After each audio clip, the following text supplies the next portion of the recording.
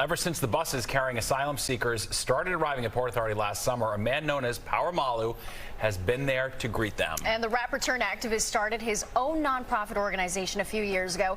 As Fox 5 Jessica Formoso shows us, it's been instrumental in helping migrants start their new lives.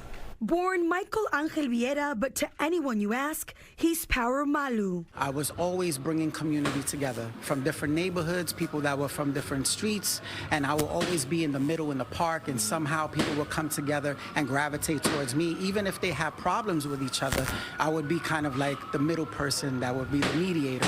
People started calling him Power, and it stuck. And Malu came from my favorite football player, Troy Malu, from the Pittsburgh Steelers, because he was an activist, an advocate, and he was a beast on the ground. Always surrounded by people, it's hard not to recognize him.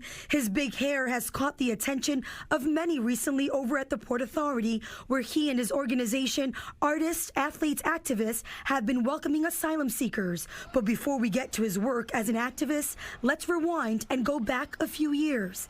The Afro-Boricua was born in New York City, the Lower East Side, where you still find him today. His passion for sports like boxing and running started at a young age, all thanks to his father, who was a boxer. He was part of a crew called Empire Sports Club. That gym also had people like Floyd Patterson and Jose Chegui Torres, and the famous Cus D'Amato was a manager trainer at that time before he went up to the Catskill Mountains and discovered Mike Tyson. But he has another love, and that's music and art. So I am a lyricist. I come from the Lyricist Lounge. Reminisce of all them good things you've been through. But can you speed it up? I got a wedding to attend to. The Lord ain't vengeful, but he's the all-knowing. You'll need shades and suntan lotion where you're going. Little by little, I started showing up and doing the hosting. And then from doing the hosting, people started inviting me to be in their music videos. And it became this thing that if power's not in your video, then it's not official. Making cameo appearances with De La Soul,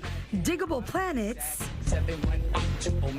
The TV show has Slick Rick, Erykah Badu, Latin bands. There's so many different artists that I made cameo appearances on. Eric Sermon. He then started writing his own raps, leading him to record his own music. I got a record deal, and then I put out a single, and then I started traveling around the world with a Latin group from Venezuela called King Chango, and then I started playing with A.B. Quintanilla and the Cumbia Kings and recorded music with him. But perhaps what he is most proud of is his work as an activist. So I think my activism started in the movie that I just mentioned was Dead Presidents, because the scene was a Black Panther Party scene where Mbouche Wright, she was rallying up the forces, and I was there. I was like, yeah.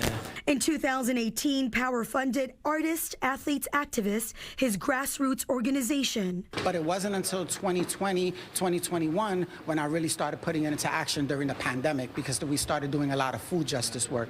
And we started New York's first plant-based community fridge right here. His activism led him here to the Port Authority last summer when buses filled with asylum seekers started arriving in our city. He's the guy we've all seen greeting and lifting the children as they come off the bus. And since day one, I stood there because I saw so many agencies going in and out, having one foot in, one foot out, playing hot potato with the topic, using these poor people as political pawn. And we said, no, we're going to have our mainstay here, and we're going to show them how it should be done. So he's made it a point to get on every bus once it pulls up and give the asylum seekers a warm welcome. I made sure that I made contact with the kids, because I know of the stories that I've heard of how the kids are traumatized, their parents are traumatized just once they arrive in this country, let alone the journey that they've taken. So this is an opportunity for New York City to change the vibration and be able to really show them some love. And love is what he has for people. He doesn't see color